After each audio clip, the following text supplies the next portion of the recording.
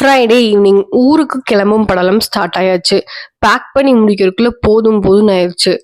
Work from ஹோமுங்கிறனால தப்பிச்சேன். அப்படி இப்படி சேர்த்து பேக் பண்ணியாச்சு. இருக்க பால்லாம் காலி பண்ணணும்னு நல்லா ஸ்ட்ராங்கா காஃபி போட்டு குடிச்சிட்டு கிளம்பிட்டோம்.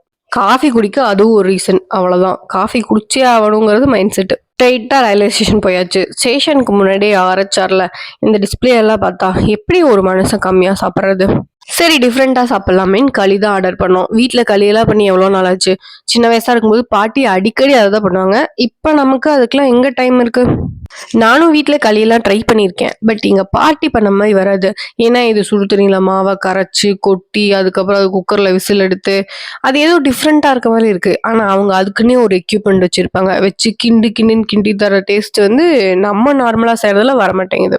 ஒரு வழியா ட்ரெயின் ஏறியாச்சு. நம்ம நேரமும் என்னமோ தெரியாது, நமக்கு பாத்ரூம் பக்கத்துல இருக்க சீட் தான் கிடைக்கும். அதுலயே லாங் டிராவல் பண்ணி பேர்ல் சிட்டி ரீச் பண்ணியாச்சு.